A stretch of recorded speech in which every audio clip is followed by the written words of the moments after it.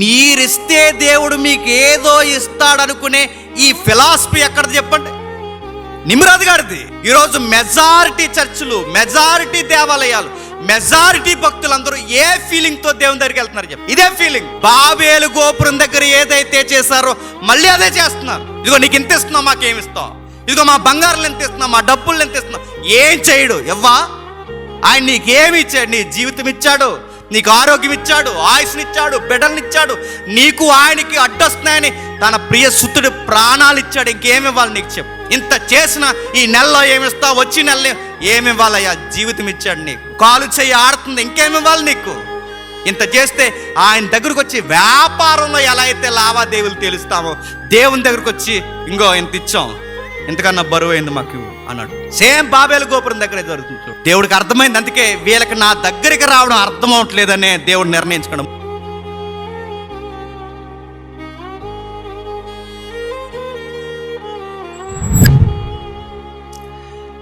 సమాజంలో రెండు రకాల భక్తులు ఉన్నాయి.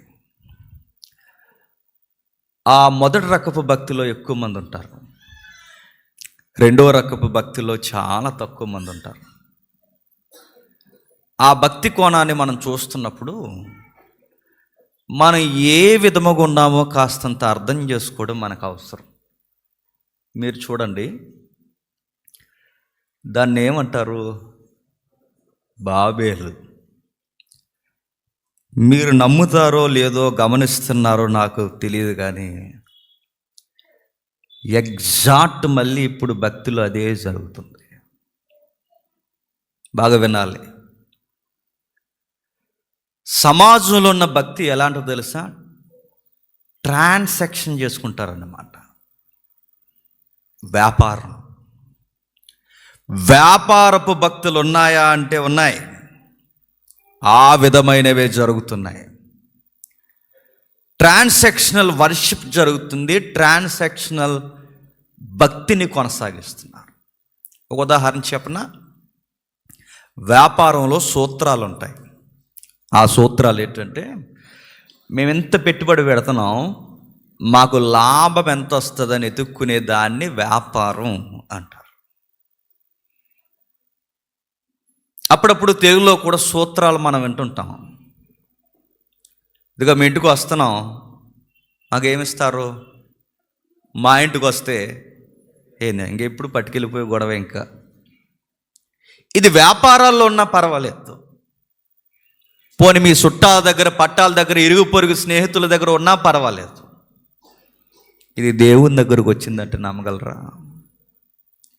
మీరు గుడులు కానీ, గోపురాలు కానీ, మసీదులు కానీ, ఇంక్లూడింగ్ చర్చెస్ కానీ, మీరు ఎప్పుడైనా ఈసారి మీరు గమనించండి, కాస్త జ్ఞానం ఉంటే, మేధాశక్తి పనిచేస్తే, బెరయ సంఘస్థుల వలె ఉండాలనుకుంటే మీరు అబ్జర్వ్ చేయండి.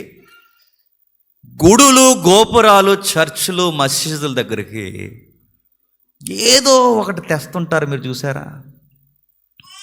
ఈ మాటలు నచ్చో, చాలామంది అని తిట్టుకోవచ్చు, కానీ తప్పదు, అది వాస్తవం. అది ఏదో ఒకటి తెస్తారు. ఎందుకు తెస్తారు?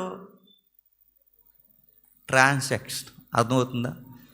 ఇదిగో దేవుడా, నీకు ఇది ఇస్తున్నాం, చెప్పండి, మాకేమిస్తావు? వ్యాపారం.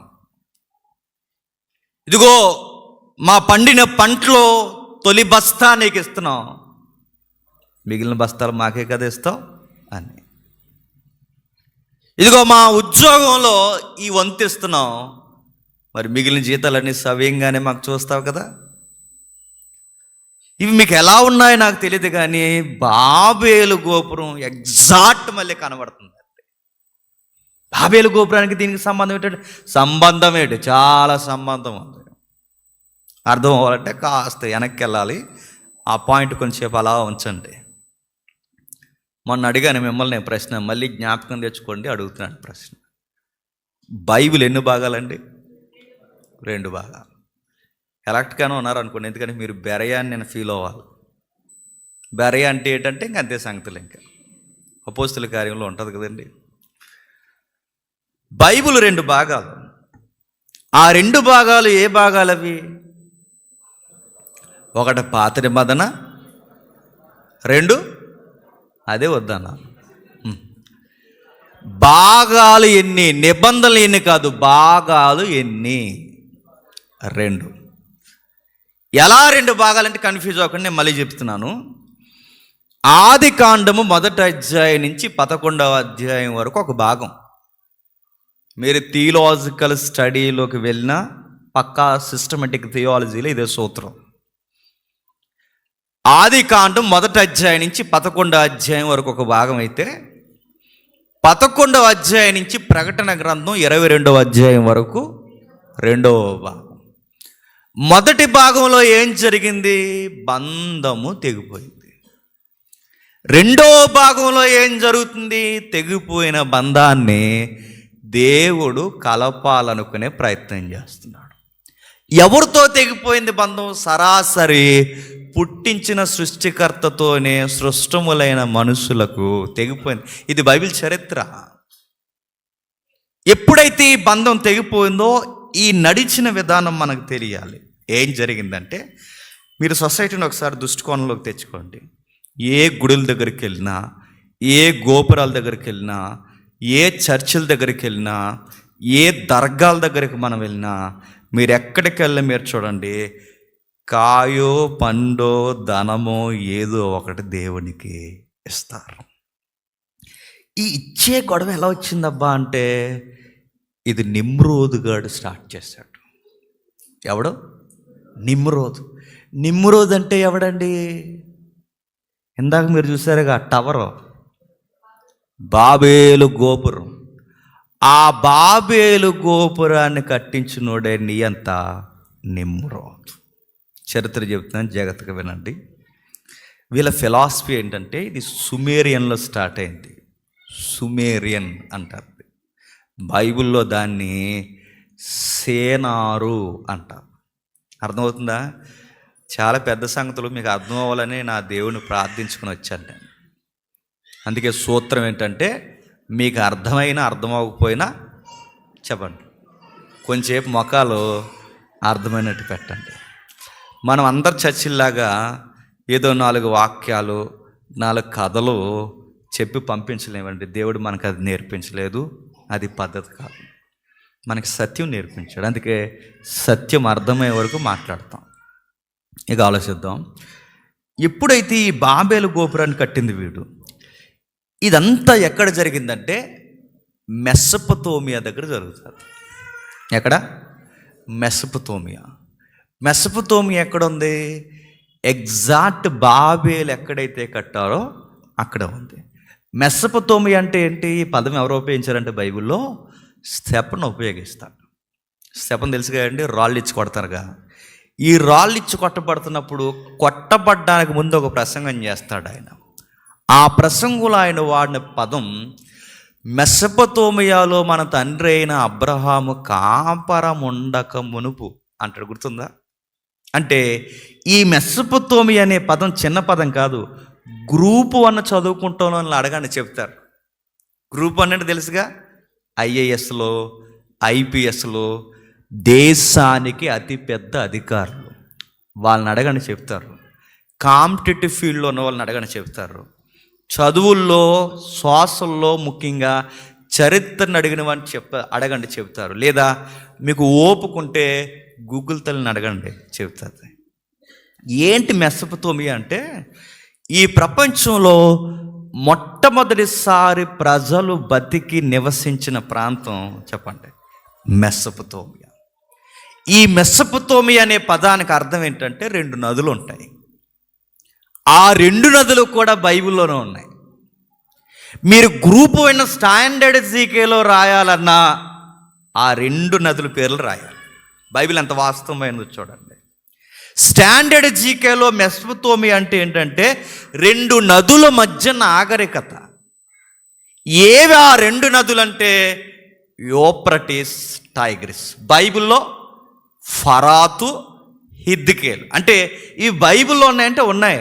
మీరు ఆది కాండం చదువుతున్నప్పుడు ఏదేను తోటలో నుంచి ఒక నది బయలుదేరుతుందట. ఆ నది 4 భాగాలుగా విడిపోయిందట. అందులో ప్రధానమైన నదులు 2 ఉన్నాయట. ఆ 2 నదులే హిద్కేలు, ఫరాతు. చరిత్రలో యూఫ్రటీస్ టైగ్రిస్. బైబిల్ ఎంత వాస్తవమైన చూడండి. అంటే ఈ రెండు నదుల మధ్య ఏం జరిగింది? ప్రపంచ మనుగడ స్టార్ట్ అయింది. ప్రపంచ మనుగడ ఏదేని తోటగా అంటే అదో పెద్ద చరిత్ర. దాని గురించి ఇప్పుడు తవ్వితే అవదేక. మీకు ఓపిక ఉండాలి, కానీ ఎన్నో నిగూఢమైన సత్యాలు ఉన్నాయి. ఈ ఏదైనా తోట ఎక్కడున్నదంటే చరిత్రల కాల అంచనా ప్రకారం, బైబిల్ లేఖనాల ప్రకారం స్నోప్ గ్రౌండ్లో దేవుడు కట్టాడు. స్నోప్ అంటే ఒక ఎత్తైన ఏటవాలు ప్రాంతం, అంటే ఒక కొండ ప్రాంతంలో. ఎహెస్కేల్లో ఉంటుంది ఈ మాట. ఈ కొండవాలు ప్రాంతంలో ఏదైనా తోట ఉండేది. ఇప్పుడు నది పైనుంచి కింద పారాలి అంటే ఏ ఏరియాలో ఉంటే నది పైనుంచి కిందకు వస్తా చెప్పండి? పైన ఉండాలి తోట. మీరు ఎప్పుడైనా చూసారా? ఎత్తైన కొండ ప్రాంతాలకు మీరు వెళ్ళి చూడండి, ఆ లోపల చిన్న నీటి ఊటలు స్టార్ట్ అవుతాయి. మనం అనుకుంటాం నీరు ఎలా వస్తుందబ్బా అంటే, కొంతమంది అన్నారు అమ్మ ఉంది అక్కడ అన్నారు. అమ్మే ఉండదు. చాలామంది ఏమన్నారు, వాళ్ళు ఉన్నారు, వీళ్ళు బైబిల్లో ఉంది అమ్మ ఉన్నది, అమ్మమ్మ ఉందని లేదు. బైబిల్ ఏముందంటే కొండలలో వాగులలో నీరు పారడానికి ఆ నీటి ఓటను పుట్టించేవాడు యెహోవా. అంటే మనకి గోదావరి ఉంది కదండి రాజమండ్రిలో. ఇది ఏ నదుల్లో స్టార్ట్ అయిందండి? నాసిక్లో స్టార్ట్ అవుద్ది.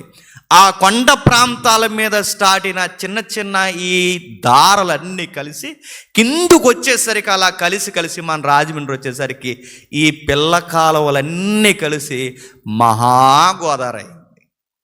ఇలాంటి నదులన్నిటికీ బాగా వినండి, అతిపెద్ద పురాతనమైన నదులు ఏవంటే యూఫ్రటీస్, టైగ్రిస్.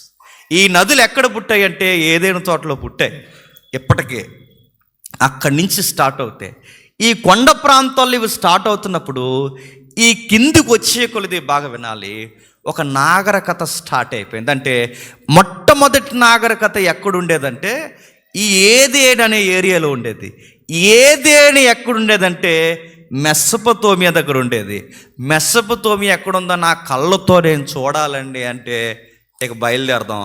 ఒక్కసారి మీకు చివరిన మ్యాప్లు ఉంటాయి చూడండి, మ్యాప్స్ ఉంటాయి చూడండి, ఒకసారి బైబిల్ మ్యాప్స్ ఒకసారి తీయండి. అబ్రహాము ప్రయాణం చేసిన ప్రదేశాలను ఒక మ్యాప్ ఉంది చూడండి.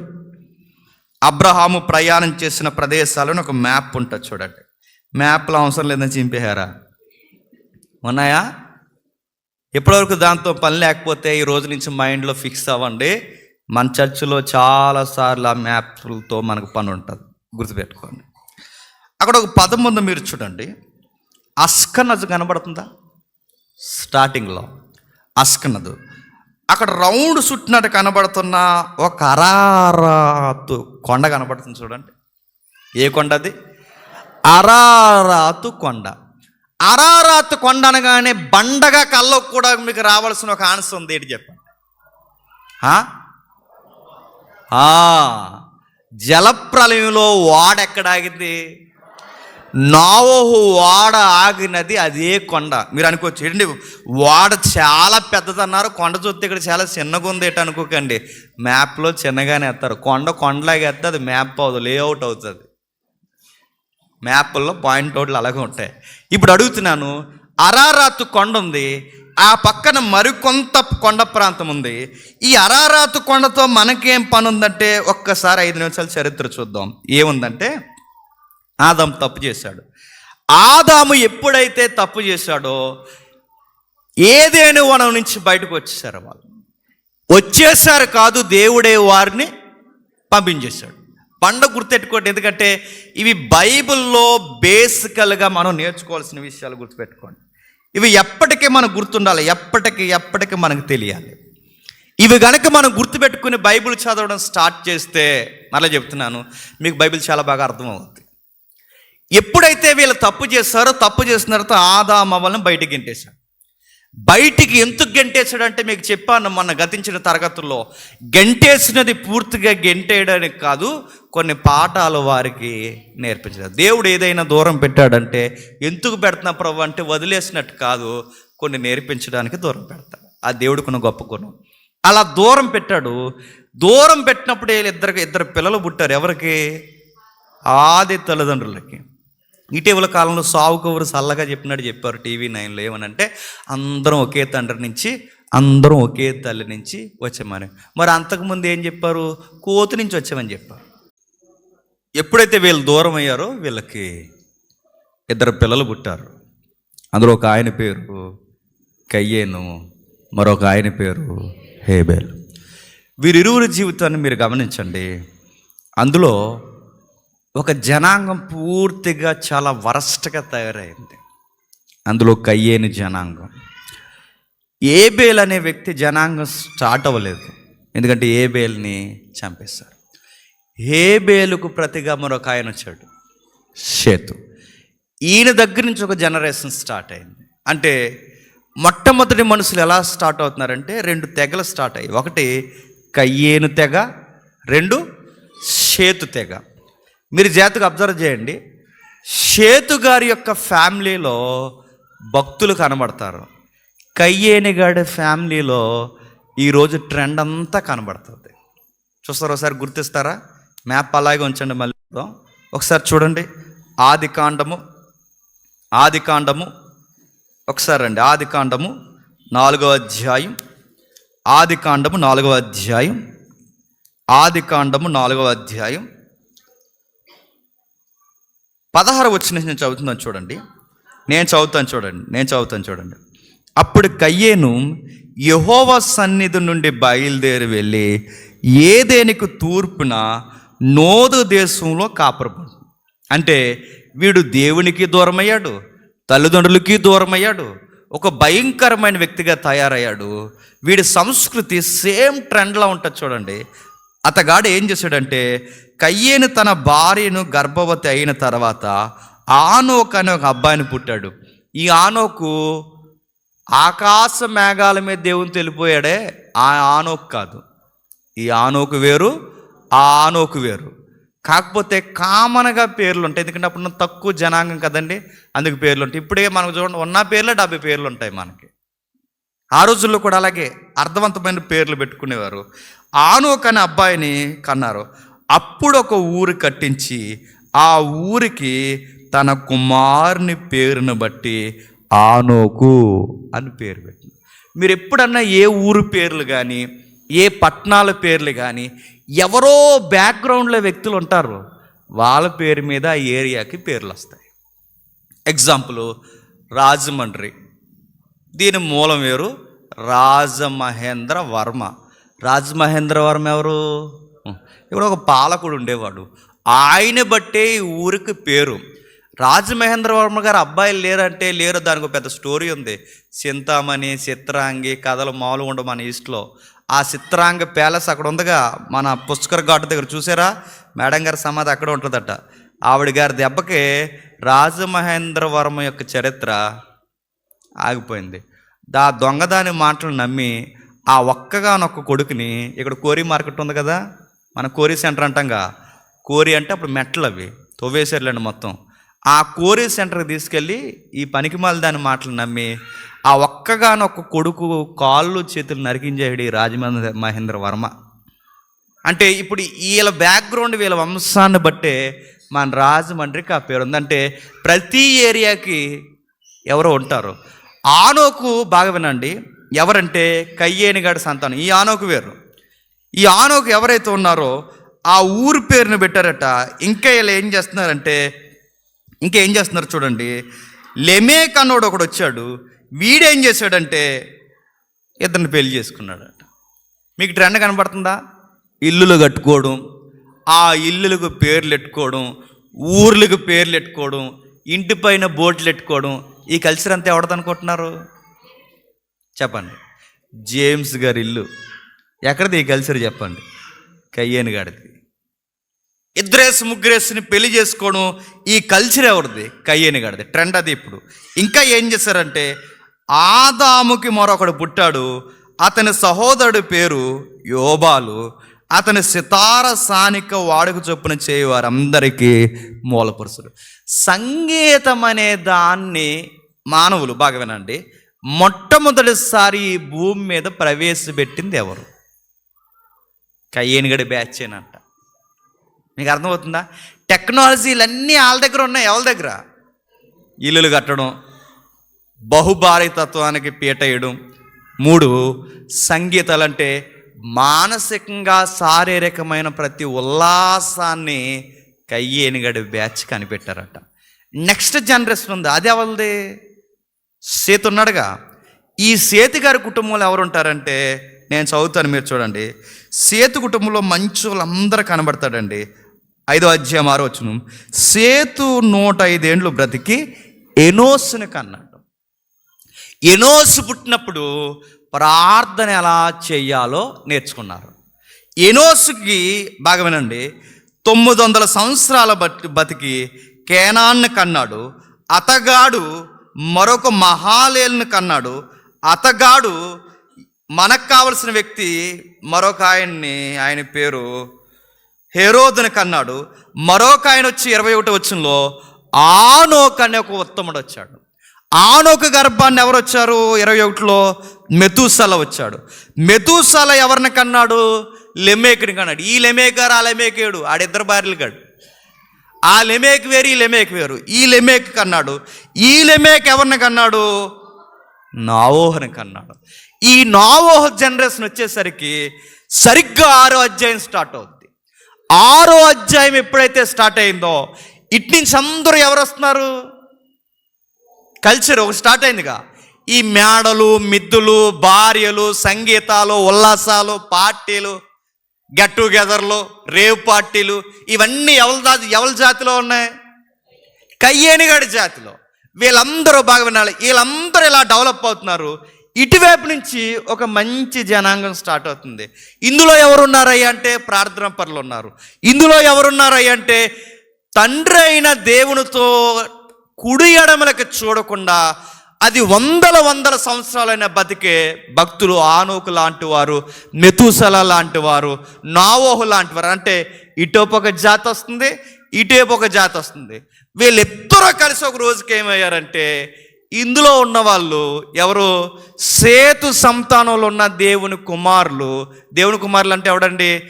ఎవడు వాక్య ప్రకారం బతుకుతాడో, ఎవడు దేవుని చిత్తాన్ని నెరవేరుస్తారో వాళ్ళు దేవుని కుమారులు. ఈ దేవుని కుమారులు అంటే సేతు, మెతుసల, ఆనోకు, లెమేకు ఇలాంటి గొప్ప వ్యక్తులు కుమారులు. దేవుని కుమారులు ఏమైందంటే నరరూప అంశాలకు అలవాటు పడిన నరమాత్రులుగా పిలబడి దేవునికి దూరంగా బతుకుతున్న కయ్యేనిగాడి సంతానంలో కొంతమంది ఆడవాళ్ళని చూసి నరులు కుమార్తెలు సక్కని వారని. ఏ నరులు కుమార్తెలు? ఈ కయ్యేనిగాడి కుమార్తెలు. మీకు అర్థమవుతుందా? ఈ సేతు సంతానంలో ఉన్నోళ్ళు నరులు కుమార్తెలు చక్కని వారని చూసి, అంటే కయ్యేని సంతానంలో ఉన్నవారిని ఈ దేవుని కుమారులు చూసి వాళ్ళని పెళ్ళిళ్ళు చేసుకున్నారు. మీకు అర్థమవుతుందా? ఎప్పుడైతే వీళ్ళు ఇరువురు అంటే ఇప్పటి వరకు ఏరుబాటుకున్న వీళ్ళలో, ఇప్పటి వరకు దేవునికి విరుద్ధంగా బతుకుతున్న వీళ్ళలో కాస్తంత దేవునికి మంచి చెడు కనబడుతుంది అనుకున్న టైంలో ఈ రెండు కలిసిపోయారు. వీళ్ళిద్దరూ ఎప్పుడైతే కలిసిపోయారో మరో కొత్త జాతి భూమి మీదకి వచ్చింది. వాళ్ళు ఎవరంటే నెఫీలు. అర్థమవుతుందా? నెఫీలు అంటే బలవంతులు అంటే ఈ బ్రీడు కలిస్తే ఒక కొత్త జనరేషన్ స్టార్ట్ అయింది. వాళ్ళు ఎవరంటే నెఫీలు, మూర్ఖులు, బలవంతులు పుట్టుకొచ్చారు. వీళ్ళంతా పెట్టలేకపోయారంటే ఇక ప్రతి ఒక్కడిని బెదిరించడం స్టార్ట్ చేశారు. న్యాయం లేదు, నీతి లేదు, ఒక జవాబు లేదు, ఒక మంచి లేదు, చెడు లేదు. భూలోకము దేవుని దృష్టికి పూర్తిగా చెడిపోయింది. దేవుడు డిసైడ్ అయిపోయాడు. ఎప్పుడైతే దేవుడు డిసైడ్ అయిపోయాడో ఇక ఈ తరాన్ని ఉంచకూడదు అనుకున్నాడు. నా మాట అర్థమవుతుందా? ఈ తరాన్ని ఉంచకూడదని ఎప్పుడైతే డిసైడ్, ఎందుకంటే ఈ జాతి కలిసిపోయి మొత్తానికి వీళ్ళు పాడు చేసిన కార్యక్రమం ఏంటంటే వివాహాలు చేసుకుని కొత్త జాతిని ఒకటి తీసుకొచ్చి మొత్తం వ్యవస్థని పాడు చేశారు. ఈ పాడు చేసినప్పుడు దేవుడు డిసైడ్ అయిపోయాడు ఇంకేళ్ళు ఉంచకూడదు. ఎప్పుడైతే వీళ్ళు ఉంచకూడదని డిసైడ్ అయిపోయాడో ఒక ప్రళయాన్ని సిద్ధం చేశారు. దాని పేరు జలప్రలయం. చాలామంది మధ్య అడ్డంగా వచ్చేసి క్వశ్చన్స్ అడుగుతున్నారు, జలప్రలయం నిజంగా వచ్చిందంటారా అని. నిజంగానే వచ్చింది అయ్యా. నీకు నిజంగా వచ్చిందో లేదో తెలియాలంటే నేను చాలాసార్లు చెప్తున్నాను, నీకు నిజంగా వచ్చిందో లేదో తెలియాలంటే నువ్వు వాడుతున్న డీజిల్ని అడుగు, చెప్తుంది. నీ కారులో వాడుతున్న, నీ ఆటోలో వాడుతున్న డీజిల్ని అడుగు, జలప్రలయం వచ్చిందో లేదో చెబుతుంది. పురాతనమైన ప్రారంభ కాలంలో టైల్స్ కనిపెట్టారుగా, టైల్స్. ఆ టైల్స్ నడుగు, ఇదిగో టైల్స్, ఈ టైల్స్ నడుగు. చెప్పి క్లాసులు జరుగుతాయి కదండి. ఈ జాగ్రఫీ చెప్తున్నప్పుడు ఒక జాగ్రఫీ చెప్తున్నా ఆయన చెప్పాడు టైల్స్ ఎలా వస్తాయి అనగానే నేను నమ్మలేకపోయాను. బైబిల్ ఎంత గొప్పదా అనిపించింది. ఆయన బైబిల్ కోట్ చేయలేదు కానీ నాకు వెంటనే స్ట్రైక్ అయింది, బైబిల్ చెప్పింది వాస్తవం అని. ఎట్లా అంటే టైల్స్ వచ్చిన కొత్తలో పెద్దమ్మలు ఎల్లకేలా పడుకునేవారు, గుర్తుందా? చల్లగా ఉంటుందని ఎల్లకేలా పడుకుని నిద్ర లేచిన తర్వాత అనేవారు కళ్ళు వచ్చేస్తున్నాయండి అనేవారు. ఏమొచ్చేస్తున్నాయట? కళ్ళు ఎందుకు వస్తాయి చెప్తాను, పెద్దమ్మ వినాలి అందరూ. ఎందుకు వస్తాయంటే ఈ మూల ఉంది చూసారా, ఈ మెటీరియల్ ఇదంతా రావడానికి ఒక శుద్ధ తయారవుతుంది భూమిలో. ఆ శుద్ధ నుంచే ప్రారంభంలో టైల్స్ తయారు చేసేవారు. ఈ శుద్ధంతా ఎలా వచ్చిందంటే విపరీతమైన జంతువులు, విపరీతమైన జీవజాలం చచ్చిపోతే వాటి ఎముకలు భూములు అలా కూరుకుపోయి ఒక రోజుకి అది ఎలా తయారవుతుందంటే ముద్దగా తయారైంది. ఆ ముద్దే శుద్ధ అయితే ఆ శుద్ధను బయటికి తీసి దాని టైల్స్గా మన బాత్రూంలో ఇళ్ళల్లో వేసుకుని ఎల్లకి ఇలా పడుకొని కళ్ళు వచ్చేస్తున్నాయి అంటున్నారు. శవాల మీద పడుకుంటే ఏమొస్తాయి? సరదా అంటున్నాను, కళ్ళే వస్తాయి. అంటే దీని మూలాలు అక్కడ అంటే అక్కడ. ఇప్పుడు మళ్ళీ క్వశ్చన్ అడుగుతున్నాను, అంత పెద్ద అంటే ఇంత ప్రపంచంలో ఇంత టైల్స్ వాడుతున్నారంటే అంత జీవరాశి ఎప్పుడు చచ్చిపోయింది? అకార్డింగ్ టు బైబుల్ గుర్తుపెట్టుకోండి, జలప్రలయం వచ్చింది. జలప్రలయం వచ్చింది కాబట్టి అంత జీవరాశి చనిపోయిందని బైబిల్ రికార్డ్స్ ఉన్నాయి, పురాతనమైన గ్రంథాలు చెప్తున్నాయి. అంత జీవరాశి చనిపోయి భూమిలో కూరుకుపోయింది కనుక ఈరోజు ఇంత శుద్ధ మనకు దొరుకుతుంది. ఇంకా ఎముకలన్నీ శుద్ధ అయితే మరి చర్మాలన్నీ ఏమయ్యాయి? ఇంకిపోయి ఆ ఇంకిపోయిన జీవరాశి దేహాలు క్రూడాయిల్ అయింది. ఆ క్రూడాయిల్ని బయటికి తీస్తే అందులో నుంచి వచ్చేది డీజిలు, అందులో నుంచి వచ్చేది పెట్రోలు, అందులో నుంచి వచ్చేది రద్దు ఉండేది ఆగిపోయింది, కిరోసిన్. అర్థమవుతుందా? అంటే ఈ మూలం అంతటికి, ఆయిల్స్ అన్నిటికీ మూలం ఏంటంటే ఒకరోజు విపరీతమైన జంతువులు చనిపోయాయి. ఆ చనిపోయినవి భూమిలో కూరుకుపోయాయి. బొగ్గు వెళ్తుందిగా, బొగ్గు గనులు అంటున్నారుగా. బొగ్గు ఎలా వచ్చింది? విపరీతమైన చెట్లు చనిపోయి భూమిలో కూరుకుపోతే ఆ చెట్లు బొగ్గుగా మారితే ఇప్పుడు ఆ బొగ్గు మనం బయటకు తీస్తున్నాం. కొన్ని రోజులకి బొగ్గు అయిపోతుంది అన్నారు. ఎందుకు అయిపోద్ది బొగ్గు? చెట్లు అయిపోతుంది అంతే. ఆయిల్ అయిపోయింది అంటున్నారు. అడుగుతున్నాను, ఎక్కువగా ఈ క్రూడ్ ఆయిల్ ఎక్కడ దొరుకుతుందండి? గల్ఫ్ ఏరియాలో దొరుకుతుంది. గల్ఫ్ ఏరియాలో ఎక్కువ ఏముంటుందండి? ఇసుక ఎక్కడ ఉంటుంది? ఇసుక ఎందుకు వస్తుంది చెప్పండి? ఎడారులు ఎలా ఏర్పడతాయి? ఒకప్పుడు ఉండే సముద్రాలు అక్కడి నుంచి కదిలిపోతే నీరు వెళ్ళిపోయిన తర్వాత మిగిలిపోయిన ఇసుక దెబ్బలు ఎడారులు అవుతాయి. అంటే ఈరోజు ఆ అరేబియా ఎడారిలో ఇంత జీవరాశి మనకు క్రూడ్ ఆయిల్గా దొరుకుతుందంటే అంతకుముందు అక్కడ నీరంతా వచ్చి ఆ జంతువులను అక్కడ కప్పేసింది అన్నమాట. బైబిల్ రికార్డ్స్ ఇవన్నీ. అంటే ఇప్పుడు అంతా అయిపోయింది, ఇదంతా వదిలేసేయండి. ఇదంతా అయిపోయిన తర్వాత ఆ జనరేషన్, మొట్టమొదటి జనరేషన్ అంతా కుప్పకూలిపోయింది. అందులో ఒక కుటుంబాన్ని దేవుడు పక్క తెచ్చాడు. ఆ కుటుంబం పేరు నోవహు కుటుంబం. ఈ నోవహు బాగా వినండి, ఈ మధ్య మీకు న్యూస్ వచ్చిందో లేదో చూసారు లేదో, ఆకాశంలోనికి ఇప్పుడు అడ్వాన్స్ ఒక టెలిస్కోప్ వచ్చింది, దాని పేరు జేమ్స్ వెబ్ టెలిస్కోప్. చూస్తున్నారా? మొత్తం ఊహలన్నీ మార్చేస్తుంది అది. మీరు అప్డేట్ అవుతున్నారు, అవి ఫాలో అవుతున్నారు లేదో నాకు తెలియదు, కానీ చెబుతున్న చిత్ర విషయాలన్నీ చెబుతుంది అది.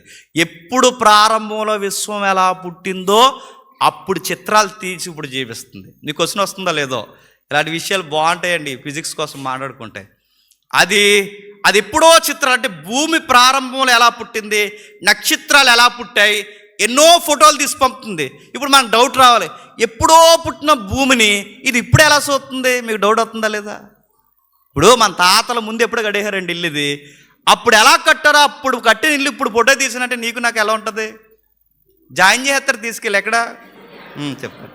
మరి ఇది ఎలా చెప్తుంది? అప్పుడు ఫోటో ఇప్పుడు ఎలా తీస్తుందంటే సైన్స్లో కాంతి అనే ఒక సబ్జెక్ట్ ఉంది తెలుసుగా. కాంతి అంటే అప్పుడు పుట్టినప్పుడు నక్షత్రాలు ఎలుగుతాయి.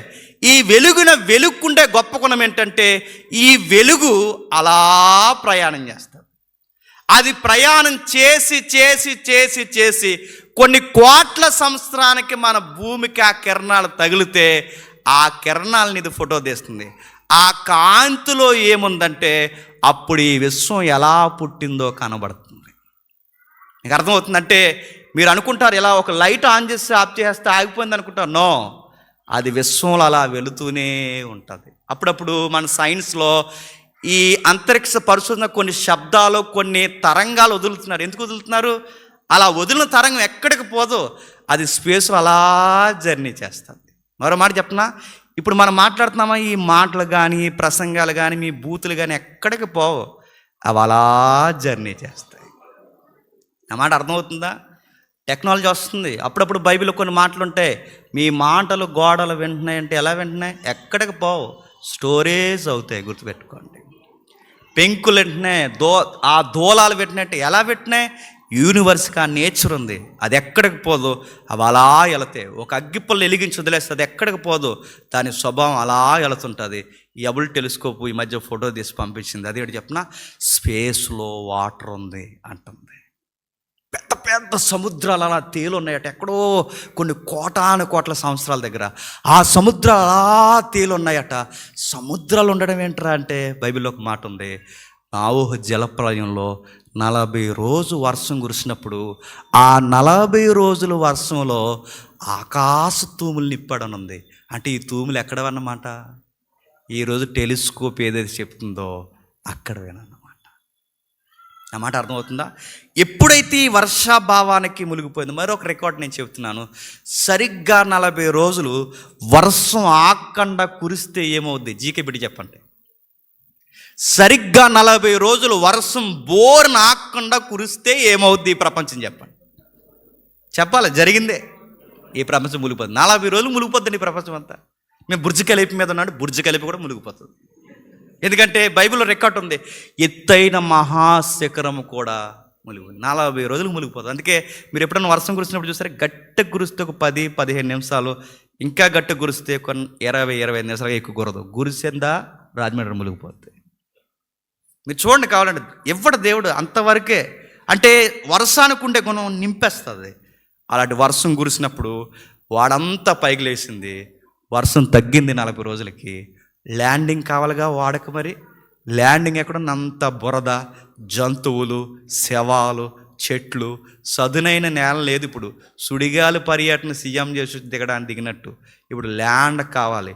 ఆ ల్యాండ్ మార్కే అరారాతు కొండ. ఇది చెప్పడానికి దాంతో చెప్తున్నాను. ఈ అరారాతు కొండ దగ్గరికి వచ్చి ఇప్పుడు రండి, కొండ దగ్గరికి వెళదాం. ఒకసారి చూడండి, మ్యాప్ చూడండి ఒకసారి. మొదటి మ్యాప్ చూడండి, త్వర ముగించుకునే ప్రయత్నం చేద్దాం. ఈ అరారాతు కొండ దగ్గర ఏం జరుగుతుందో మీరు చూడండి. అరారాతు కొండ పక్కన అస్కనజ్ కనబడుతుందా? అస్కనజు. ఈ కొండ ప్రాంతాల పక్కన 2 గీతలు అలా ప్రయాణం చేస్తున్నాయి చూడండి, 2 గీతలు.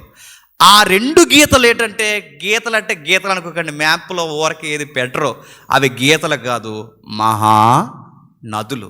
ఆ నదులు ఏ నదులు అంటే నేను చదువుతున్నాను చూడండి, మీరు జాగ్రత్తగా. మీరు అస్కనజ్ కిందకు వస్తే ఆరాను, ఆరాను కిందకు వస్తే అస్సూరు, అస్సూరు కిందకు వస్తే చెప్పండి ఫరాతు.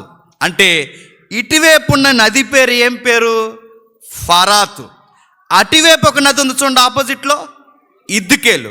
ఇటు ఫరాతు, అటు ఇద్దుకేలు. ఈ రెండిటి మధ్య ఖాళీ ఉంది చూసారా? అటువైపు ఒక నది ఉంది, ఇటువైపు ఒక నది ఉంది. సేమ్ అండి, అటువైపు కృష్ణ, ఇటువైపు గోదావరి, మధ్యలో ఏరియా ఉందిగా, సేమ్. అంటే కాకపోతే దూరంగా ఉన్నాయి, దగ్గరగా ఉంటాయి అంతే. అయితే ఈ 2 నదుల మధ్య ఒక ఖాళీ ప్రదేశం ఉంది. ఆ ఖాళీ ప్రదేశం కిందకి రండి, బాబేలు కనబడుతుంది చూడండి. ఏ ప్రాంతం? బాబేలు. బాబేలు పేరు లేటెస్ట్ పేరు ఏంటి చెప్పిన? బాగ్దాద్. ఇరాక్ తెలుసుగా, ఇరాక్. బాగ్దాద్. హుస్సేన్ తెలుసుగా, ఆ బాగ్దాదే. గడగళ్ళాడించిన నియంతలకు పెట్టిన పేరుందిగా, ఆ బాగ్దాదే. ఇరాన్, ఇరాక్ ఏరియాలో బాగ్దాద్ అని ఒక పేరు ఉందిగా, ఆ బాగ్దాదే ఒకప్పుడు బాబోయేలు ఏరియా. ఇదంతా మాకెందుకు చెప్తున్నారంటే అలా వినండి, మన క్రిస్టియానిటీ దగ్గరకు వస్తుంది. ఎప్పుడైతే వీడు ఏం చేశాడంటే, ఈ జనరేషన్ పాడైపోయిన తర్వాత నోవహు కుటుంబం ఉంది కదండి, వాళ్ళందరినీ తీసాడు దేవుడు. ఎందుకంటే వీళ్ళు రాను ఏమయ్యారంటే ఎనోసు పుట్టిన తర్వాత ప్రార్థన చేయడం స్టార్ట్ చేశారుగా. మొట్టమొదటి ప్రార్థన ఎప్పుడు? ఎనోసు పుట్టినప్పుడు. ఎప్పుడైతే ఎనోసు పుట్టినప్పుడు ప్రార్థన చేశారో ప్రార్థనలో ఒకటి కనిపెట్టారు. వీళ్ళు ఏం కనిపెట్టారంటే దేవునితో ఎలాగైనా సరే కనెక్ట్ అవ్వాలి. ఎందుకంటే ఆదాం దగ్గర ఏమయ్యారు? విడిపోయారు. మళ్ళీ కనెక్ట్ అవ్వడానికి మనుషులు కనిపెట్టుకున్న పద్ధతి ప్రార్థన చేయడం. ఇది ఒక ప్రాక్టీస్ అన్నమాట. దేవుడితో మాట్లాడడం స్టార్ట్ చేశారు. అంతా బాగుంది అనుకునే సమయానికి ఈ జనరేషన్ కలిసి ఏమైపోయారు? పెళ్ళిళ్ళు చేసుకున్నారు, కలుషితం అయిపోయారు. ఇప్పుడు ఏమైందంటే ఎప్పటి వరకు దేవుని దగ్గరకు వచ్చి వీళ్ళు ఎందుకు వచ్చారు దేవుని దగ్గర అంటే ఒక విషయం అర్థమైంది. దేవుడితో ఉన్నంతకాలం టిఫిన్ గొడవలేదు, దేవుడితో ఉన్నంతకాలం మధ్యాహ్నం ఏం వండుకోవాలి టెన్షన్ లేదు, దేవుడితో ఉన్నంతకాలము రాత్రి భోజనాలు టెన్షన్ లేదు, దేవుడితో ఉన్నంతకాలం ఒంట్లో రోగాలు లేవు, అసలు ఒంటి మీద బట్టలే అవసరం లేదు. మీరు అనుకోవచ్చు మరి సిగ్గు ఏదండి అంటే సిగ్గుపడే దేహాలు కాదు అవి. నేను ఎప్పుడో చెప్పాను, మళ్ళీ ఒకసారి చెప్తాను. ఈ ల్యాంప్స్ మీకు కనబడుతున్నాయి చూసారా? ఆ వెలుగునిచ్చే లోపల ఒకటి ఉంటుంది, దాని పేరు ఏం పేరు చెప్పండి? ఫిలమెంట్. అది కనబడుతుందా? కనబడదు. ఎందుకు కనబడదు? ఆ వెలుగు మనకు కనబడదు. మీకు అర్థమైతే ఆదామవ్వలకి బట్టలు లేవు, కానీ వాళ్ళ అవయవాలు ఎలిబరేట్ అవ్వకుండా వాళ్ళు ఎలా ఉండేవారు చెప్పనా? ఒక మహా వెలుగు వాళ్ళని ఆవరించి ఉండేది. అర్థమవుతుందా? దాన్నే మహిమాదేహం అనేవారు. వెలుగు ఉండేదన్నమాట. వీళ్ళు ఎప్పుడైతే మిస్టేక్ చేశారో ఆ వెలుగు ఏమైంది? ఆ మహిమ పోయింది, జీవితంలో పోయింది, భౌగోళికంగా పోయింది, అన్ని విధాలుగా వెలిగిపోయింది. సిగ్గు లేకుండా జీవితాలు ఉండేవి. రోగాలు వచ్చాయి, ఆకలి వచ్చింది, ఏడుపులు వచ్చాయి, ఒంటరితనం వచ్చింది. ఆ టైంలో వాళ్ళకి అర్థమైంది మళ్ళీ దేవుడితో మాట్లాడాలి. దేవునితో మాట్లాడాలంటే ఏం చేయాలి? రకరకాల ప్రాక్టీసులు, బలులు తెచ్చారు, అవి తెచ్చారు, ఇవి తెచ్చారు, గోజాడారు, ప్రార్థన అని ఒక సబ్జెక్ట్ కనిపెట్టారు, ప్రార్థన చేశారు. బాగానే ఉంది ప్రార్థన చేస్తున్నారు అనుకునే సమయానికి వీళ్ళు కలిసిపోయారు. అంటే వీళ్ళు ఎందుకు దేవుని దగ్గరికి వచ్చారు మళ్ళీ చెప్పండి? ఆయనతో ఉంటే బాగుంటారు. ఇదిగో నీకు గొర్రె పిల్లలు తెస్తున్నాం, ఇదిగో నీ దగ్గరికి ఇది తెస్తున్నాం, ఇదిగో నీ దగ్గరికి పంటలు తెస్తున్నాం. ఈ ప్రాక్టీస్లో ఆది మనుషుల దగ్గర నుంచి ఉన్నాయి లేదండి. పంట తెచ్చినాడు ఎవడండి? కయ్యేని గాడు. గొర్రె పిల్ల తెచ్చింది ఎవరండి? ఏబేలు గారు. నేను అడుగుతున్నాను, ఏబేలు గారు విషయంలో ఒక సబ్జెక్ట్ ఉంది, అది పక్కన పెట్టండి. ఈ తెచ్చే విధానం దేవుని దగ్గరికి ఎందుకు తెస్తున్నారు? దేవునితో మళ్ళీ కనెక్ట్ అవ్వాలి. ఎందుకు దేవునితో కనెక్ట్ అవ్వాలంటే ఆయనతో ఉంటే సమస్తము సమకూడి జరుగుతుంది, కలిసి వస్తుంది. అందుకే ఏదో ఒకటి దేవుని దగ్గరికి తేవడం మొదలెట్టారు. దేవుడికి అది రాను ఏమైందంటే ఎక్కసమైంది. వీళ్ళకి కలిశారు, తీసేశాడు. ఇప్పుడు సెకండ్ జనరేషన్ స్టార్ట్ అయింది. ఎవరు? వాళ్ళందరూ చచ్చిపోయారుగా. ఇప్పుడు నరారాతు కొండ దగ్గర నుంచి సెకండ్ జనరేషన్ స్టార్ట్ అయింది. ఇప్పుడు ఈ మనుషులు కొండల మీద బతుకుతారా? కష్టం. కొండల మీద బతకడం కష్టం కనుక అరారాతు కొండల కింద నుంచి కిందకి దిగిపోయారు. ఎక్కువగా మనుషులు మంచి మంచి పట్టణాలన్నీ ఎక్కడుంటాయి మీరు జాగ్రత్తగా ఆలోచించండి. మంచి మంచి పట్టణాలు కానీ పురాతనమైన మనుషులు కానీ ఎక్కువగా ఎక్కడుంటారంటే నదులు ఒడ్డున ఉంటారు. మీరు చూడండి, ఈజిప్ట్ నైల్ నది ఉంటుంది, యెరూషలేము వార్దాన్ నది ఉంటుంది, రాజమండ్రి చెప్పండి అది. మీరు ఎక్కడని మీరు చూడండి, నీటి పారుదల ఉన్న దగ్గర మనుగడ ఎక్కువ ఉంటుంది. మనుషులు ఎందుకు మెసొపొతేమియాలో తిష్టేశారంటే 2 నదులు పక్కపక్కన ఉన్నాయి కనుక అక్కడ తిష్టేశారు. ఇక్కడ ఏం చేశారంటే రాను జనాభా అభివృద్ధి పొందుతుంది. మళ్ళీ వీళ్ళు ఏం చేశారంటే దేవుడికి ఏదో ఒకటి ఇచ్చి దేవుడినే పెట్టేసుకుంటే, దేవుడు మన దగ్గర ఎప్పుడైతే ఉన్నాడో మన పంటలు బాగుంటాయి, మన కడుపులు నిండుతాయి, నెక్స్ట్ మన పిల్లలు బాగుంటారు, నెక్స్ట్ మన జీవితం బాగుంటుంది, ఆరోగ్యాలు బాగుంటాయి. అందుకే ఈయన మనతో ఉంటే అన్నీ బాగుంటాయి కనుక ఇప్పుడు మనం ఏం చేద్దామంటే ఆయన ఏదోలా కిందకి రప్పించేద్దాం. ఈ థాట్ ఎవరిది అనుకుంటున్నారు? సుమేరియన్ కల్చర్లో ఉంది. సుమేరియన్ హిస్టారికల్ వర్డ్ పక్కన పెట్టండి. ఇది ఎక్కడుందయ్యా అంటే నిమ్రోద్ గడయాంలో స్టార్ట్ అయ్యింది. మీకు అర్థమవుతుందని అనుకుంటున్నాను. అర్థం అవ్వకపోయినా చెప్పండి అలా పెట్టండి కొంచెం చెప్పు చూద్దాం ఒకసారి. ఆదికాండం ఇప్పుడు వచ్చేస్తున్నాం. ఆదికాండం మొదటి భాగంలో చివరి అధ్యాయానికి మనం వస్తున్నాం. ఆదికాండము 11వ అధ్యాయం మొదటి వచనం చూడండి. భూమి యందంతటా ఒక్క భాషయు ఒక్క పలుకును ఉండెను. వారు తూర్పున ప్రయాణమై పోవుచుండగా ఏంటట? సేనారు, సుమేరియా, సేనారు, మళ్ళీ చెప్తున్నాను, సుమేరియా. ఈ సౌండ్స్ అన్నీ ఒకే ఏరియాకి సంబంధించినవి. సుమేరియా, సేనారు, సుమేరియా, సేనారు, సౌండ్స్ అన్నీ దగ్గరగా ఉన్నాయి. చూడండి, మీకు అర్థమైతే ఒక క్వశ్చన్ అడుగుతున్నాను, చెప్పండి. భూమి అంతటా ఒక్క భాషయు ఒక్క పలుకు ఉందట. ప్రశ్న అడుగుతున్నాను, ఆ ఒక్క భాష ఒక్క పలుకు ఏదంటారు? ఒకే ఒక్క భాష ఉంటుందట ప్రపంచం అంతా. అది ఉంటే బాగున్నాడు, గొడవ లేకుండా ఉండు. ఈ స్పోకెన్ ఇంగ్లీష్ లైన్ నేర్చుకోలేకపోతున్నాం కదండి. ఒకే భాష, ఒకే పలుకు, అంటే అందరి భాష ఒక్కటే. ఇప్పుడు ప్రశ్న అడుగుతున్నాను, ఆ భాష ఏ భాష? ఏ భాష? మిమ్మల్ని అడుగుతున్నాను, చెప్పండి ఏ భాష? ఆప్షన్ చేస్తాను, చెప్పండి. ఇబ్రూ, గ్రీక్, తెలుగు, పైవేవి కాదు మాకు తెలీదు, నాలుగోది చెప్పాలి. ఏ భాష? ఇబ్రూ, గ్రీకు, తెలుగు, అసలు అది ఏ భాష కూడా చెప్పలేమా? నాకు తెలిసినంత మటుకు చెప్తాను. ఒకవేళ ఇది భవిష్యత్తులో ఇంకా పరిశీలనలు ఏమైనా తేలితే నేను సరి చేసుకునే ప్రయత్నం చేస్తాను. నాకు తెలిసి ఒకే ఒక్క భాష అని దేన్ని అంటారంటే, చరిత్రలో ఉంది బయట మనకి. వీళ్ళందరూ ఏ ఏరియాలో ఉన్నారంట? సేనార్లో ఉన్నారు. మొట్టమొదటి ప్రజలు ఎక్కడని చెబుతున్నారు మనకి? సుమేరియా అని చెప్తున్నారు. అందరూ సుమేరియన్ ఎందుకంటారంటే ల్యాండ్ పేరు సుమేరియా కాబట్టి వాళ్ళని సుమేరియన్ ప్రజలు అంటారు. ఇప్పుడు వీళ్ళందరూ సుమేరియన్స్ అయితే వీళ్ళ మాట్లాడే భాష కూడా ఏదవుద్ది చెప్పండి. ఇప్పుడు మనం తెలుగు గడ్డ మీద ఉన్నామండి, మనందరం తెలుగు వాళ్ళం కనుక మన భాష పేరు ఏం పేరు? తెలుగు. కర్ణాటక వెళ్తే కన్నడం, తమిళనాడు వెళ్తే తమిళ్. మీరు చూడండి, మెజారిటీ లాంగ్వేజ్ అన్నీ ల్యాండ్ని బట్టి కానీ వ్యక్తులను బట్టి కానీ వాళ్ళ భాష పేరు కూడా అదే ఉంటుంది. ఇప్పుడు అడుగుతున్నాను, ఇది ఏ భాష అయి ఉంటుందంటే, బహుశా నాకు అర్థమైన మట్టుకు చెప్తున్నాను, ఒకవేళ తప్పు అయితే నేను సరి చేసుకుంటాను. ఆ మొట్టమొదటి ఒకే ఒక్క పలుకు సుమేరియన్ లాంగ్వేజ్. అది ఏ భాష? అది సుమేరియన్ లాంగ్వేజ్. ఇది ఒకే ఒక్క పలుకు ఉండేది. వీళ్ళందరికీ ఒక నాయకుడు, వాడి పేరు నిమ్రోద్ గాడు. వాడు ఏం చేస్తున్నాడంటే, వీడికి అదో రకమైన పిచ్చండి. పట్టణాలు కట్టించడం, టవర్లు కట్టించడం, మహారాజ్య పరిపాలన జరిగించడం, ఇవన్నీ కట్టించింది వాడే. అసూరియన్స్ కానీ బాబిలోనియన్స్ కానీ మహా సామ్రాజ్యాలు పుట్టడానికి వీళ్ళందరికీ మొత్తాత ఎవడంటే వీడే. మెడో పెర్షియన్స్ నేర్చుకున్నది కానీ పర్షియన్స్ ఉన్నారుగా, వీళ్ళందరికీ పురాతనమైన రాజు ఎవడంటే ఈ నిమ్రోద్ గాడే.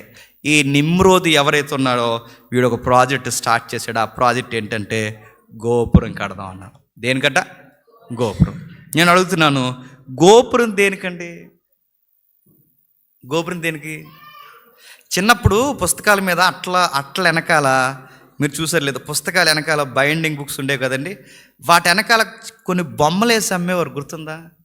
చిన్నప్పుడు పుస్తకాలు అమ్మేవాళ్ళు కూడా కొంచెం నాలెడ్జ్ నేర్పించడానికి వెనకాల ఒక మంచి మంచి బొమ్మలు, వాటి పేర్లు రాసి అమ్మేవారు. ఇప్పుడండి, ఇప్పుడు పుస్తకాలు చిరంజీవి, చెప్పండి, ఇంక హీరోల పేర్లు చెప్పండి, ఇలాంటిని అడుగుతాను. అనవసరమైనవన్నీ వెనకాల వేస్తున్నారు. ఒకప్పుడు పుస్తకాలు వెనకాల వేసేవారు. ఆ పుస్తకాలు మీరు ఎప్పుడైనా గుర్తుపెట్టారు లేదో, జిగ్రాట్స్ అని కొన్ని సింబల్స్ వేసేవారు. జిగ్రాట్స్ అంటే అసలు బాబేలు ఎలా ఉండేదంటే, జిగ్రాట్ అంటే ఇలా టవర్లు అంటే అంతస్తులుగా ఉంటుంది అన్నమాట. ఇలా అంతస్తులుగా ఉండేదాన్ని. అంటే ఈజిప్ట్లో కనబడుతున్న పిరమిడ్స్ కన్నా ఇంకా ముందున్న ఎత్తైన గోపురాలు ఏంటంటే జిగ్రాట్స్. అప్పుడు చిన్నప్పుడు పుస్తకాల మీద వేసేవారు. నాకు అప్పుడు అర్థం లేదు, ఈ చదువుకు నాకు ఇప్పుడు అర్థమవుతుందా? ఇవన్నీ పురాతనమైన కట్టడాలంటే ఆ రోజు నిమ్రోద్ కూడా కట్టించింది ఏంటి? ఒక పెద్ద జిగ్రాట్ కట్టించాడు అనమాట. పెద్ద టవర్ కట్టించాడు. ఎందుకు టవర్ కట్టించాడంటే వాడికి 4 విషయాలు ఉన్నాయి. ఏమున్నాయి ముగించేస్తాను చూడండి. ఆ 4 ప్రాజెక్టులు అక్కడ రాస్తున్నాడు చూడండి. మీరు కిందకి చదవండి ఒకసారి. 3వ వచనం నుండి కిందకి. మనం ఇటుకలు చేసి బాగుగా కాల్చదుము రండని ఒకడితో ఒకడు చెప్పుకోండి. ఇవన్నీ వీళ్ళు తెలివైన ప్రజలు అంటారా, తెలివిలేని ప్రజలు అంటారా చెప్పండి. చెప్పాలి, అక్కడ ఉన్న పదాన్ని బట్టి చెప్పొచ్చు. వీళ్ళు ఇటుకలు కాల్చి బాగుగా కాల్చుందండి. నేను ఇలా అడుగుతున్నట్టు చాలామంది నన్ను తిట్టుకోవచ్చు. ఒక మాట అడుగుతున్నాను. ఒక 10-15 సంవత్సరాల క్రితం వరకు మన తాతల ముత్తాతల ఇల్లులన్నీ ఏ ఇటుకలతో కట్టారు చెప్పండి. చెప్పండి. మొన్న 20-30 సంవత్సరాల వరకు అందరం కట్టుకునే ఇల్లులు పచ్చిటికలు. మీరు పురాతనమైన ఇల్లులు అనే చూడండి, పచ్చిటికలు. ఆ పచ్చిటికలకు ఉండే గుణం ఏంటంటే మధ్యలో సెదటేసింది, లేదంటే వర్షం ఎక్కువ పడితే నానిపోయి పడిపోయాయి. నేను అడుగుతున్నాను, ఇటుకలు కాల్చాలన్న టెక్నాలజీ మొన్నటి వరకే మనకు అర్థం అవ్వలేదు. అంటే ఇటుకని ఎందుకు కాల్చాలి? కాల్చిన ఇటుక్కి లైఫ్ ఎక్కువ ఉంటుంది. అంటే ఈ టెక్నాలజీ ఇటుకని కాల్చితే లైఫ్ ఎక్కువ ఉంటుంది అన్న టెక్నాలజీ ఆ రోజే నిమ్రోజు గడికి తెలుసట. ఎప్పుడండి ఇది? ప్రారంభం మనుషులు అప్పట్లోనే ఇటుకలు కాల్చి ఇల్లు కడుతున్నారు. ఇటుకలు అంటే ఇటుకలు కాల్చడం మీరు ఏదో చిన్న మాట అనుకుంటున్నారేమో. ఆ పురావస్తు శాస్త్రవేత్తను అడగండి, అది ఎంత పెద్ద మాట అర్థం అవుతుంది.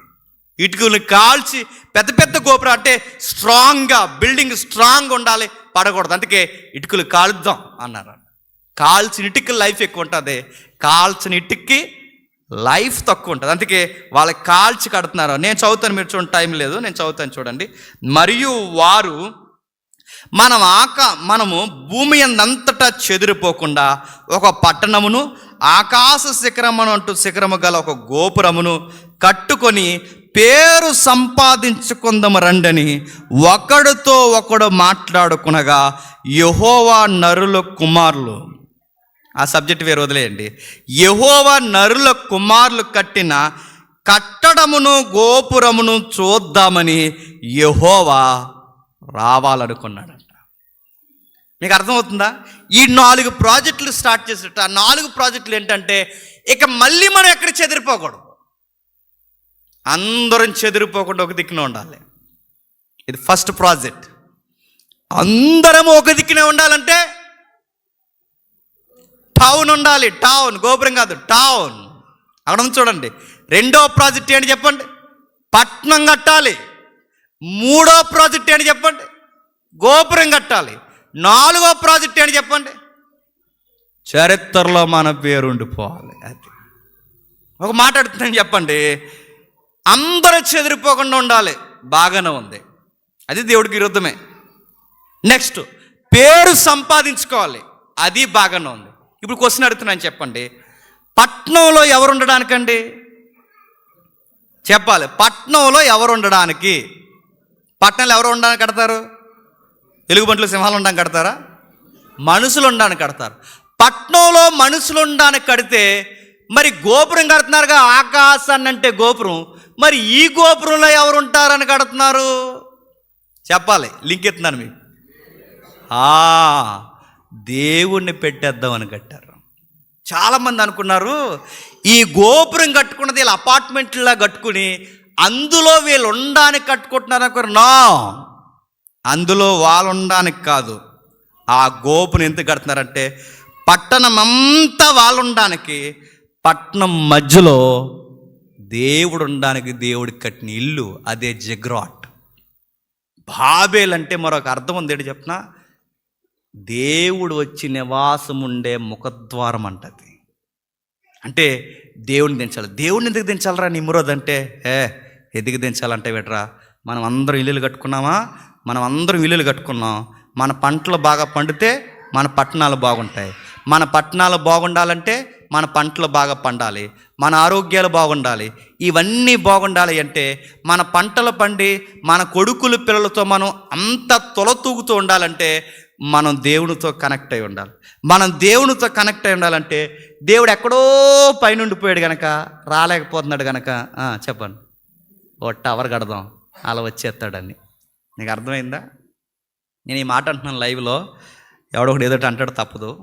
మీరు పాత గుళ్ళు కానీ, ఎత్తైన పాత గుళ్ళు కానీ, కొండల మీద కానీ ఈసారి సూదు గుళ్ళు కడతారు. మీరు చూడండి, గుడి ఎప్పుడు సూదుగా ఉంటుంది చూసారా?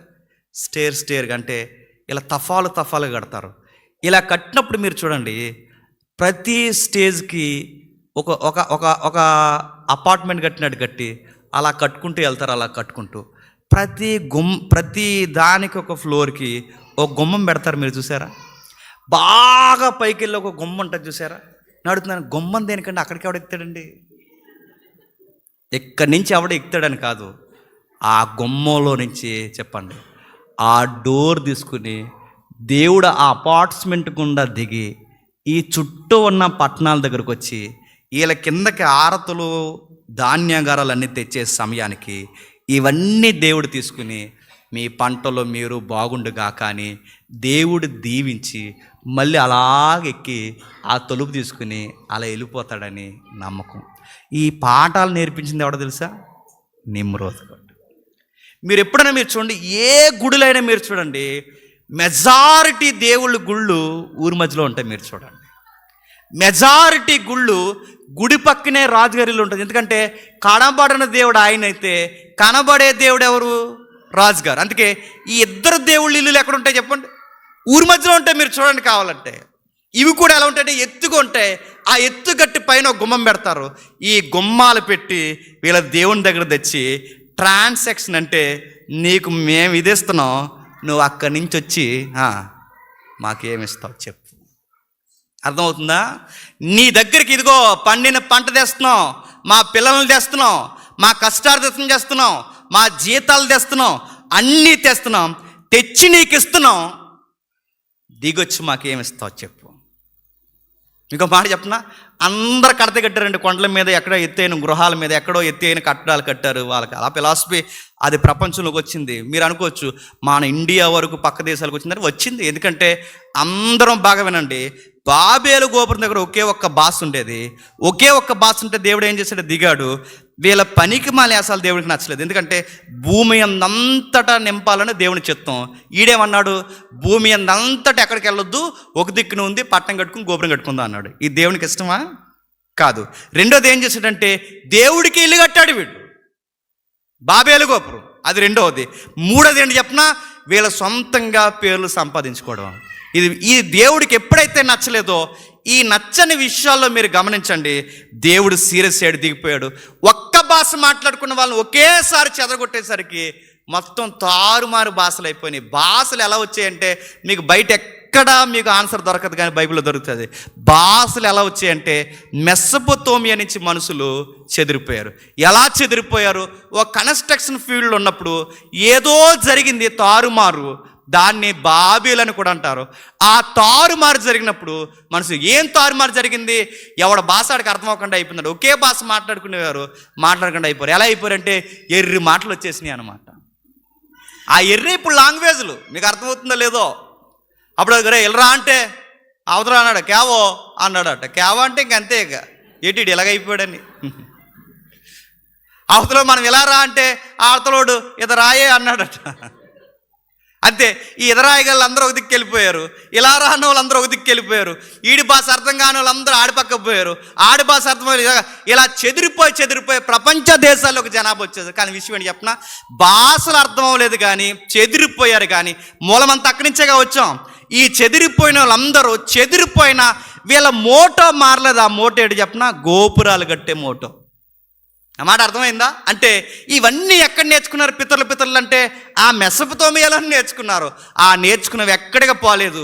ఈ గోపురం ఇప్పటికీ మీరు చూడండి, ఎప్పుడు నిమ్రోదు, ఎప్పుడు గోపురాలు అండి, ఎప్పటికీ గోపురాలు సూదిగా ఉంటాయి. చాలామంది ప్రారంభంలో బైబిల్ నేర్చుకున్నప్పుడు ఈ క్వశ్చన్ అడిగితే ఏమన్నారంటే ఏవేదో చెప్పేశారు, నాకు ఆన్సర్ చెప్పారు, నాకు బాగా గుర్తుంది, మీరు ఆ విషయంలో మోసపోకూడదని మీకు చెప్తున్నాను.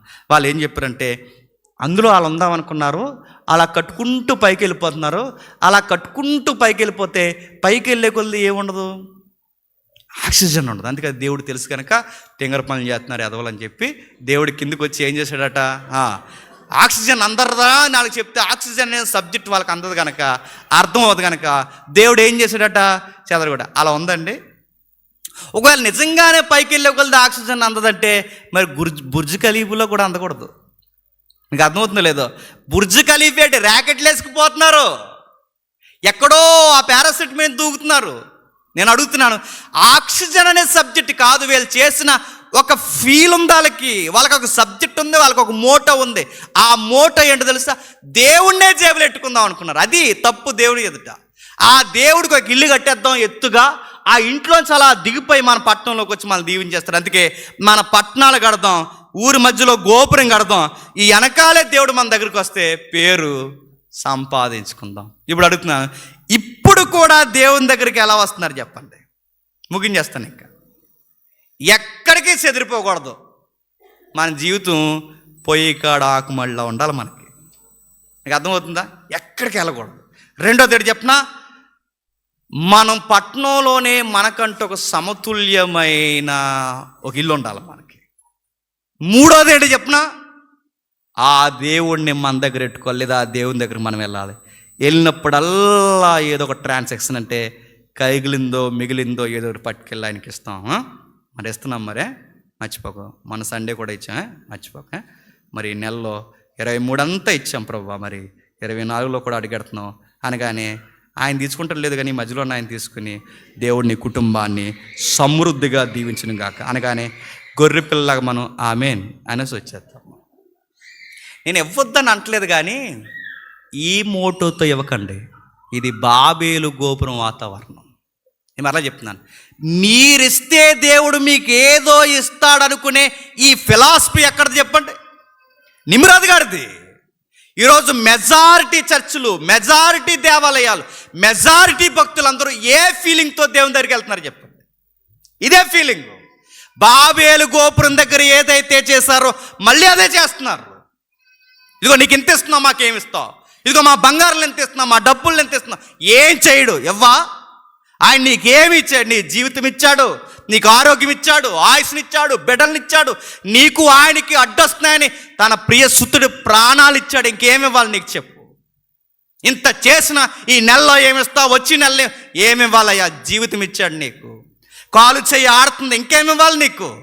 ఇంత చేస్తే ఆయన దగ్గరకు వచ్చి వ్యాపారంలో ఎలా అయితే లావాదేవీలు తెలుస్తామో దేవుని దగ్గరకు వచ్చి ఇంకో ఇంత ఇచ్చాం, ఇంతకన్నా బరువు అయింది మాకు అని అడుగుతున్నాం. సేమ్ బాబేలు గోపురం దగ్గర జరుగుతుంది చూడండి. దేవుడికి అర్థమైంది, అందుకే వీళ్ళకి నా దగ్గరికి రావడం అర్థం అవట్లేదనే దేవుడు నిర్ణయించుకోండి. మోసే ఇలా రావయ్యా, నీకు విషయం చెప్తున్నాను. మోసే ఊరందరూ 12 గోత్రాలు ఎక్కడ చెదిరిపోకూడదు. మళ్ళీ చెప్తున్నాను, మోసే 12 గోత్రాలు ఎక్కడ చెదిరిపోకూడదు. 12 గోత్రాలకు మధ్యలో ఆ గుడారం కట్టు అన్నాడు. మీకు అర్థం అవట్లేదు, మీరు ఆ ఫిలాసఫీని నమ్మకండి. ఎలా నాతో కనెక్ట్ అవ్వాలని నేను చెప్తున్నాను మోసే. ఏదో ఇస్తానని కాదు మోసే, మీరు నా దగ్గర రావాల్సినది, మీరు నాతో ఉంటే అన్నీ నేను చూసుకుంటాను మోసే. మీరు నా దగ్గరికి స్వార్థాపేక్షతో రాకండి మోసే. నన్ను వ్యాపారంలో చూసినట్టు చూడకండి మోసే. మీతో నేను ఉండాలి. ఆదాంతో దేవుడికి ఉండే ఫీలింగ్ ఏంటి చెప్పిన, ఆ బంగారు రోడ్లు, పరలోకము, ఆ వైభాగ్యాన్ని, కోటాను కోట్ల దేవదూతల్ని, ఆ సింహాసనాన్ని వదిలి ప్రతి సంధి వేళ వచ్చి మనిషితో మాట్లాడడం దేవుడికి ఇష్టం అండి. దేవుడు ఏం కోరుకుంటాడు చెప్పండి? నువ్వేదో ఇస్తావని రాడాయన, నీతో ఉండాలనుకుంటాడు. అది గుర్తుపెట్టుకో. నీతో ఆయన మాట్లాడాలనుకుంటాడు, నీతో ఉండాలనుకుంటాడు. అది ఎలా ఉందో చెప్పిన, టాటా బిర్లా మన ఇంటికి వస్తే ఆయనకి చిన్నది భాగమైన టాటా బిర్లా మన ఇంటికి వస్తే ఆయనకి 5 స్టార్ చాక్లెట్ ఇచ్చి మర్చిపోకండి అంటే ఎలా ఉంటుందండి? టాటా బిర్లా మీ ఇంటికి వస్తే నువ్వు 5 స్టార్ ఇచ్చి ఏదో పెద్ద ఇచ్చేయనని ఫీల్ అయిపోవడం ఏంటి? టాటా బిర్లా ఎందుకు వచ్చాడు? నీతో ఉండాలనుకున్నాడు, ప్రేమిస్తున్నాడు. అర్థమవడానికి ఆయన వస్తాడని కాదు. ఒక ఉన్నతమైన వాడు మన దగ్గరకు వస్తున్నాడు, ఆయన దగ్గర లేవని కాదు. ఆయనకేం కావాలండి? ఆయనకి కావాల్సింది చెప్పిన, నీతో మాట కావాలి, నీతో ప్రేమ కావాలి, నీతో కనెక్టింగ్ కావాలి. అది ఆదాము చెడగొట్టాడు. 11 అధ్యాయాలు తెగిపోయింది. అది ఆ బాబేలు గోపురం దగ్గర తెగిపోయింది. మళ్ళీ మోసే చెప్తున్నారు, మోసే నేను ఏదో ఇస్తానని నన్ను వ్యాపారంలో చూసినట్టు రాకండి, నాతో మీరు ఉండాలి, మీతో నేను ఉండాలి. అందుకే మీరు నడిచేటప్పుడు గుడారం వైపు చూడండి, నడవకూడదన్నప్పుడు గుడారం వైపు చూడండి. మీరు ఎక్కడ నడవాలో, ఎక్కడ కూర్చోవాలో అన్నీ నేను సిగ్నల్స్ ఇస్తాను.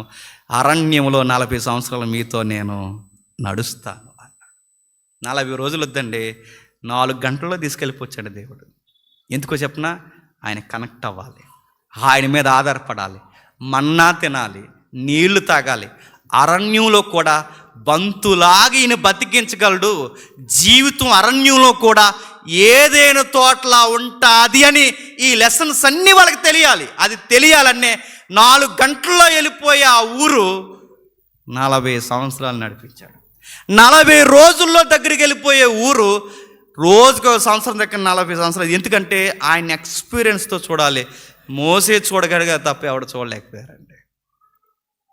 గుడారంలో ఉండి దగ్గరగా ఉంటారనుకుంటే గుడారం దగ్గరకు వచ్చి మేకపిల్లనిచ్చి, గొర్రె పిల్లనిచ్చి, ఎద్దునిచ్చి, పావురమిచ్చి ఎలుతూ అన్నారట.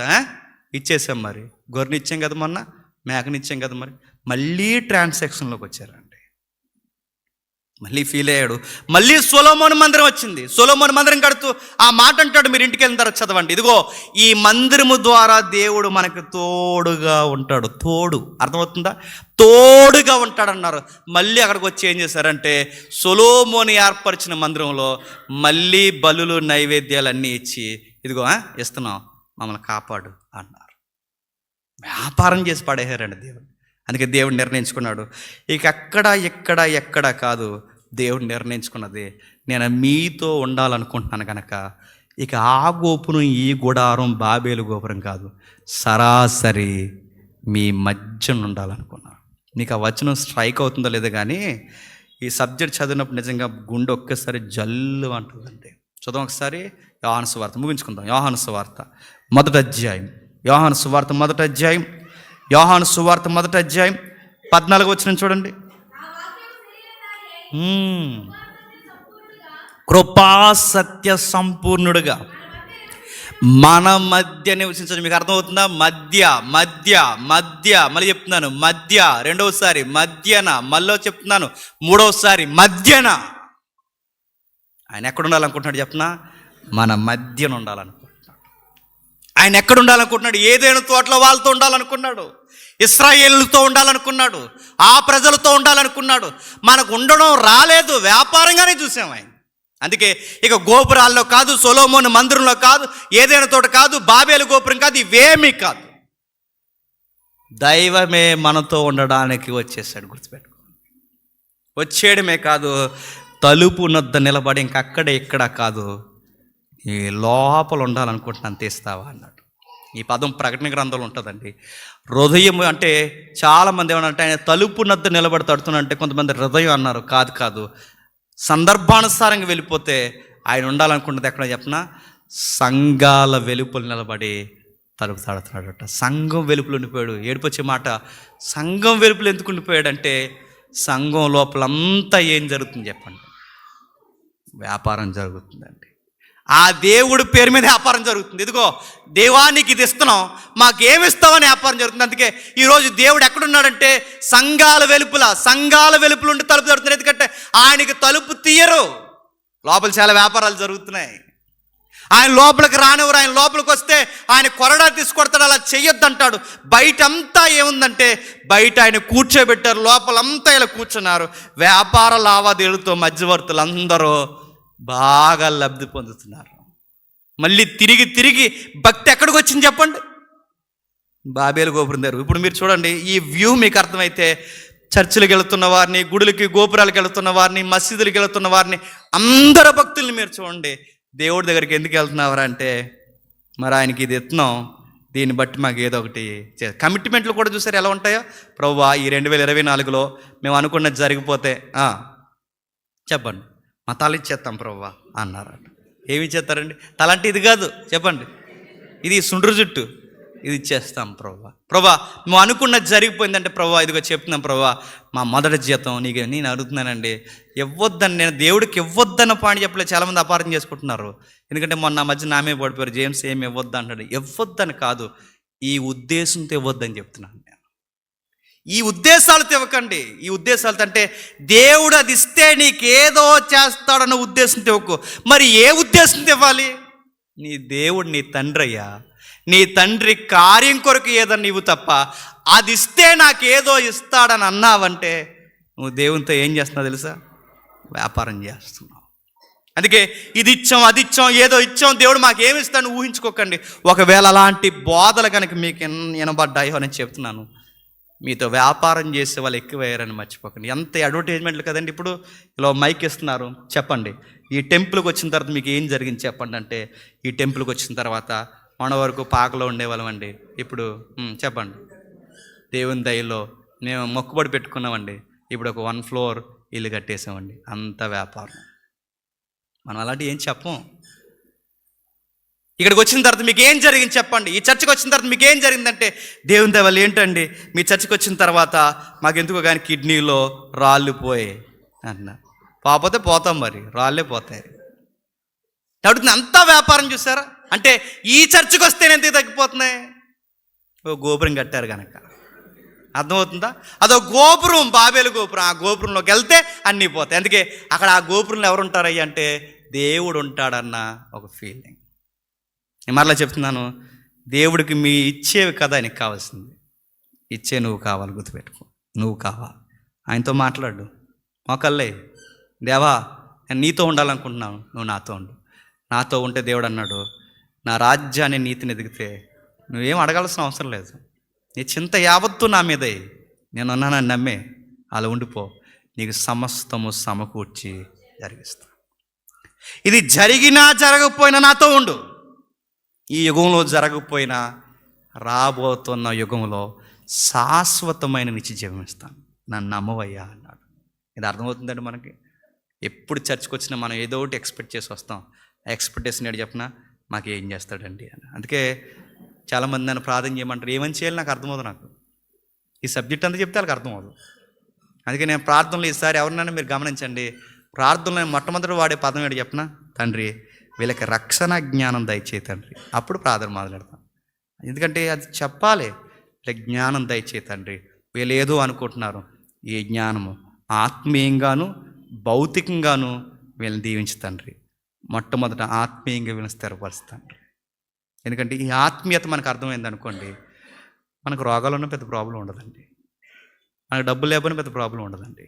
ఈ ఆత్మీయత మనకు అర్థమైంది అనుకోండి, మనం పేరు సంపాదించుకోవాలని అనిపించింది. ఎందుకంటే దేవుడి దగ్గరికి ఎందుకు వస్తున్నారయ్య అంటే, ఈ దేవుడిని నమ్ముకున్న తర్వాత మాకు పేరు వచ్చిందండి, ఇల్లు వచ్చిందండి, ఉద్యోగం వచ్చిందండి. అంత పేరు సంపాదించుకునే వ్యాపారమే కదండి.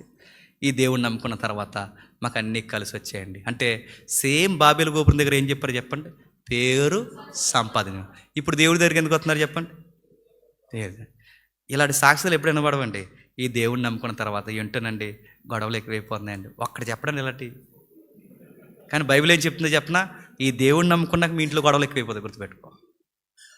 ఈ దేవుడిని నమ్ముకున్న తర్వాత ఆస్తులు తరిగిపోతాయి, గుర్తుపెట్టుకో.